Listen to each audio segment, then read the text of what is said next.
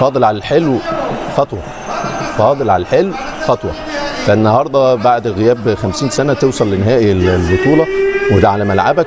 كل مباراه بتكبر، كل مباراه بتبقى اصعب من اللي قبلها. فالنهارده كنت بتلعب خصم عنيد.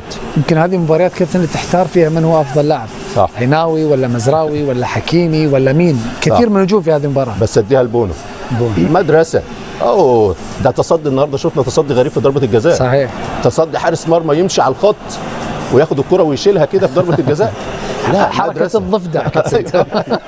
لا، مدرسه ياسين بونو، مدرسه. عشان تاخد بطوله لازم يبقى عندك حارس مرمى، حارس مرمى شخصيه وتركيز وكرات عرضيه ياخدها ويكلم المدافعين ويكلم لعيبه وسط الملعب. قائد بمعنى الكلمه وحارس مرمى بمعنى الكلمه. لما تيجي تشوط قدامه محمد ضربه الجزاء تحسب 1000 حساب. هو في مدرسه الحراس كان يروح زاويه كل ضربه. هنا احتفال على طريقه المشجع الكونغولي. ايوه، الجماهير المغربيه. فالزاويه الاخيره هو كان خد الزاويه العكسيه، واعتقد تصدي مميز. انما زي ما بقول لك يا محمد، كل دور او كل مباراه الفريق بيكبر. المنتخب المغربي النهارده سيطر وهيمن على الخط الهجوم الجبار بالنسبه للمنتخب النيجيري. فعلى المستوى الشخصي وعلى المستوى الفني دي مباراه تليق بالكره الافريقيه. شفنا منتخبين على اعلى مستوى فنيا وبدنيا. فمبروك للمغرب، وزي ما قلت فاضل على الحلو خطوه. مبروك يا حلو. شكرا جواد، واهلا بكم مره اخرى مشاهدينا الاعزاء. شباب طلعنا على الهواء، ممكن تاجرون راسكم شويه بس نقول كلمتين وبعدين نجي. مبروك للمنتخب المغربي، الجماهير المغربيه، لكل مغربي، لكل عربي عاشق منتخب مغربي. هذا التأهل للمباراة النهائية حق عزيز وجمال أن يفقدوا السيطرة على أصحابهم بعد هذه المباراة العصيبة الصعبة الطويلة الممتعة المثيرة التي كانت ربما بين أقوى منتخبين على الإطلاق في هذه البطولة. انتهت بهذا السيناريو المثير بركلات الترجيح بين سيري الذي جاء بديلا ينهي الأمور، بونو الذي كما ساعد في تأهل منتخب المغرب على حساب إسبانيا في كأس العالم جاء مرة أخرى ليقدم مباراة أسطورية تاريخية أخرى أمام منتخب نيجيريا، ويبقي أمال منتخب مغربي في الفوز بهذه البطولة بهذه القبلة الخاصة من إبراهيم دياز أحد نجوم هذه البطولة إلى شعار المنتخب المغربي على قميص قائده حكيم، بهذا العناق الخاص بين بونو وحكيمي الذي يعطي كل التقدير وكل الفضل في هذا التأهل إلى بونو بعد الله أكيد. كابتن جمال، مبروك هذا التأهل للمباراة النهائية، مباراة كبيرة ومن حق هذه الجماهير المغربية الكبيرة أن تحتفل وأن تفرح بهذا التأهل. الحمد لله، يعني مبروك علينا جميعا كمنتخب مغربي كمنتخب عربي. نستحق أن نتواجد في النهائي. شكرا ولي، شكرا الطاقم التقني، شكرا اللاعبين، شكرا الجماهير، شكرا المسؤولين. وصولنا للنهائي يعني ثمرة مجهود كبير.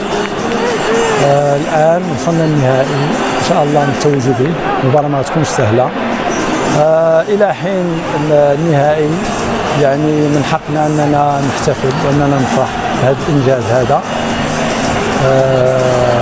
اللاعبين كانوا في المستوى العالي، الجماهير كانت في المستوى العالي، والكل يعني حتى المنتخب النيجيري يعني منتخب محترم كيف يصفق على الجماهير، كيف يحيي الجماهير، لأنه فعل يعني كل شيء، فعل كل شيء في هذه البطولة، وقدم مستويات عالية واحتراما لكرة القدم الإفريقية. فهو يهني الفريق اللي فايز يعني المنتخب المغربي، وهذا يعني تقدير منه لكرة القدم الإفريقية. يعني وصول المغرب وصول مستحق من جميع المناحي. شاهدنا على الملعب نيكست ستيب ذا فاينل، الخطوة المقبلة النهائي. مبروك للمنتخب المغربي، تأهل مستحق. مبروك للكابتن جمال، مبروك للكابتن عزيز. الصراحة الولاد بذلوا مجهود كبير يا محمد. أنا عايز أشيد بالروح اللي موجود. فاضل على الحلو خطوة، فاضل على الحلو خطوة. فالنهارده بعد غياب 50 سنة توصل لنهائي البطولة، وده على ملعبك. كل مباراة بتكبر، كل مباراة بتبقى أصعب من اللي قبلها. فالنهارده كنت بتلعب خصم عنيد. يمكن هذه المباريات كابتن اللي تحتار فيها من هو أفضل لاعب، صح، عيناوي ولا مزراوي ولا حكيمي ولا مين؟ كثير من النجوم في هذه المباراة. بس اديها لبونو، مدرسة. ده تصدي النهارده، شفنا تصدي غريب في ضربة الجزاء. صحيح، تصدي حارس مرمى يمشي على الخط وياخد الكرة ويشيلها كده في ضربة الجزاء. لا حركة مدرسة. الضفدع كنت لا مدرسة، ياسين بوني ومدرسة. عشان تاخد بطولة لازم يبقى عندك حارس مرمى، حارس مرمى شخصية وتركيز وكرات عرضية ياخدها ويكلم المدافعين ويكلم لعيبة وسط الملعب، قائد بمعنى الكلمة وحارس مرمى بمعنى الكلمة. لما تيجي تشوط قدامه محمد ضربة جزاء تحسب 1000 حساب. هو في مدرسة الحراس كان يروح زاوية كل ضربة. هنا احتفال على طريقة المشجع الكونغولي ايوه الجماهير المغربية. فالزاويه الاخيره هو كان خد الزاويه العكسيه واعتقد تصدي مميز. انما زي ما بقول لك يا محمد، كل دور او كل مباراه الفريق بيكبر. المنتخب المغربي النهارده سيطر وهيمن على الخط الهجوم الجبار بالنسبه للمنتخب النيجيري. فعلى المستوى الشخصي وعلى المستوى الفني دي مباراه تليق بالكره الافريقيه. شفنا منتخبين على اعلى مستوى فنيا وبدنيا، فمبروك للمغرب. وزي ما قلت فاضل على الحلو خطوه. مبروك يا حلو. مبروك كابتن. لا صراحة المنتخب المغربي نجح اليوم في العديد من الأمور. أولا أنه أطفأ هذا الفريق العتيد ونيجيريا اللي كلها تخوف منه، ولا أحد كنا ننتظر هذه السيطرة اللي ممكن تكون المنتخب المغربي. صحيح ممكن نسيطر ولكن على فترات، ولكن لا تسيطرش طيلة المباراة وحتى الأشواط الإضافية. صراحة أنا كما قلت لك برافو للاعبين، برافو للجهاز الفني، برافو للجماهير اللي شجعت من اول دقيقه لاخر دقيقه. مهم جدا. لكن تدبير المباراه كان له دور ايضا في الحفاظ على النسق، تغييرات في الوقت المناسب. بعض اللاعبين انا لن اتكلم عن لاعب واحد، اتكلم على كل اللاعبين لانه كلهم ادوا، كلهم كان اليوم مجهودات، تضحيات، ولا تتويج بدون تضحيات. ان شاء الله سوف يكملوا على هذا المنوال، لان التضحيات لهذا الجمهور. الاحتفالات كانت منطقة مشجعين في الرباط، يمكن الجماهير اللي كانت حول الملعب وحاولت دخول الملعب مشاهدة المباراة أكبر بكثير من اللي حضروا وشاهدوا هذه المباراة. لا أكيد محمد، الجمهور المغربي شغوف بكرة القدم، والدليل على ذلك أنه راح شجع تونس، شجع مصر، شجع كل المنتخبات، السنغال، شجع كل المنتخبات لأنه يحب كرة القدم.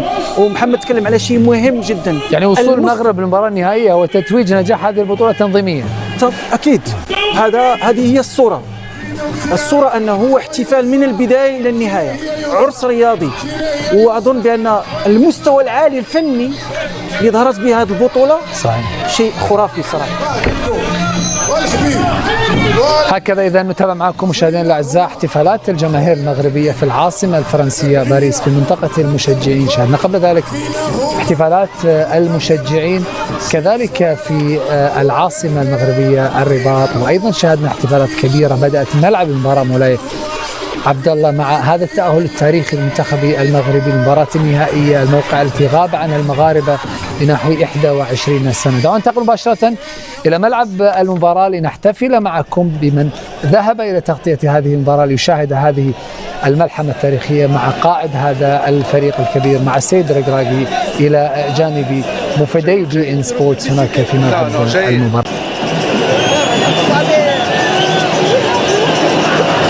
شكرا لك محمد والزملاء في الاستوديو. ألف مبروك لكل الجماهير المغربية، ومعنا كما تتابعون مدرب المنتخب المغربي وليد الركراكي. سي وليد، ألف مبروك. مباراة قوية صعبة مثل ما توقعتم. لا قوية، علاش نيجيريا عندهم فرقة كبيرة الصراحة. عجبونا اليوم، كان ماتش كان تقدر تكون لنا فينال. كنعرفوا هاد الماتشات كيتلعبوا في لي ديتاي. درنا كلشي باش نماركيو في الماتش، نربحوا في الماتش. بحال في الاخر جوج فراكي كيستاهلوا نمشيو بالتعادل. علاش يا دو كون زيكيب بحال في الاخر الحمد لله الله ما خايبناش. ديما كنقول الدراري ولا حتى النفس ديالهم حتى كلشي والله ما يخايبهمش. وهادشي اللي طرا بحال اليوم سيت ان كرون ماتش. بغيت نشكر الفرقه ديال نيجيريا اللي الصراحه كانت احسن فرقه في هذا التورنوا معنا. دونك دابا خصنا نفكروا على السنغال، غيكون بزاف د العيا، خصنا نريكوبيريو باش ان شاء الله نفرحوا هذا الشعب اللي يستاهل كاس افريقيا. منتخب نيجيريا كان اقوى هجوم 14 هدف. هل نجح اليوم كان هو قطع خط الهجوم والامدادات اللي يمكن توصل من الوسط؟ كنا عارفين ولا حلينا بزاف اللعاب، كان عندهم لعابه اللي كبارين اللي يقدروا يسجلوا في اي كره. هاك لا فورس ديالنا من كاس العالم، عندنا واحد فرقه اللي كتقاتل، اللي ديفونسيمون وتكتيكمون حنا مزيانين، كيديروا اللي كنبغي انا، وعارفين هي هذه الطريق باش تربح هاد الفراقي. دونك في الاخر بحال اللي قلتي ماركا 14 بيوت معنا، يمكن غير مالي اللي ماركات البينالتيات، دونك صافي دير حنا اوني سوليد. كلمه ليوسف. مبروك يوسف يوسف خويا كان يستاهل يلعب معنا كاس افريقيا في 2004 كان عقال ما كتبلوش الحكايه ديال الكره. الحمد لله 22 سنه من بعد غيكون معنا الفينال ان شاء الله، غنشوف واش نلعبوا ولا لا. كل توفيق ان شاء الله. كل توفيق وليد. شكرا.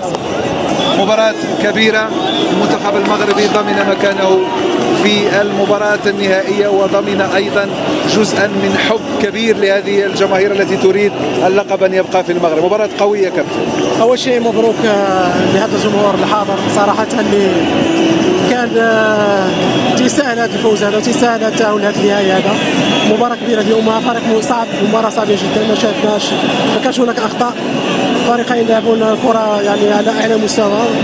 شاهدنا فترات كان فيها المنتخب الوطني متحكم كثير في الكرة، ما كانش هناك فرص كثيرة، اللي ما كانش هناك واحد مباراة تكتيكية بشكل كبير. ولكن الحمد لله دائما كما قلت لك المنتخب الوطني وهذيك اللحمة وهذيك الروح اللي كاينة داخل هذا الفريق هذا وداخل هذا المنتخب، وكما قلت لك دائما عندنا حارس كبير. في المباريات السابقة إبراهيم دياز كان نجم وسجل، منح المنتخب المغربي دائما التقدم. اليوم إذا قلت لك من هو أو هم اللاعبون الذين تميزوا؟ كل لاعب قدم مباراة كبيرة اليوم صراحة. أنا بدنيا كان فريق كان مميز، وفريق لعب بدون أخطاء، ما كانش هناك فرص ولا يمكن تسديدة واحدة في الشوط الأول.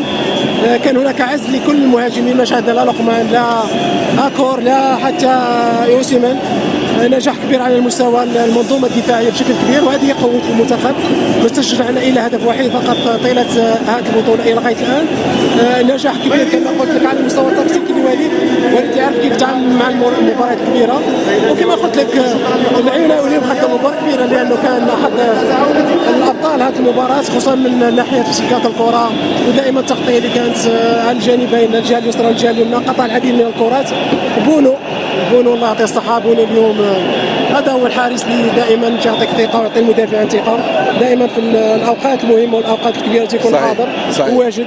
وكما قلت لك هنيئا للمنتخب الوطني وهذا لك المنتخب النيجيريا. نتمنى ان شاء الله نكونوا حاضرين بدنيا ونحاولوا نسترجعوا الثقه ديالنا في اقرب وقت، لان مباراه يوم الاحد ضد السنغال ستكون مباراه قويه جدا. حتى مباراه حارقه وقويه، تضحيات كبيره قدمها اللاعبون من خلال هذه المباراه التي كما اشرنا كانت تكتيكيه بامتياز، وحقق فيها المنتخب المغربي المراد وتأهل الى المباراه النهائيه. وعوده الى الاستوديو. باركت الجمال وباركت تريكا كذلك، وباركت عزيز بنيش ومحمد وكاع الاخوان كلهم ان شاء الله اللي هناك كلهم. ومبروك لكل الجماهير المغربيه. صحيح، مبروك لنا جميعا ان شاء الله. عوده اليك. لحظه قبل ما ترجع لي امين، احنا ايضا نبارك ليوسف، مبارك لك امين هذا التاهل. الشباب كلهم يوجهون لك التحيه ويباركون ليوسف. احنا اول شيء نختلف مع السير القراقي في حديثه عن 2004. احنا نشوف نبادو زاكي اتخذ قرار فني صحيح باستبعاد يوسف شيبو من كاس افريقيا 2004، والدليل انه وصل مباراه نهائيه. وفي 2006 خذوا المنتخب كان مان تو مان مع محمد ابو تريكه، وكان من اسباب تالق ابو تريكه وفوز مصر بكاس افريقيا. اسمح لي ندافع على صديقي. تفضل كابتن. ندافع عليه. لو كان ممكن يفوزوا بالنهائي يعني يخسر حتى مستنيكم يا شباب ان شاء الله.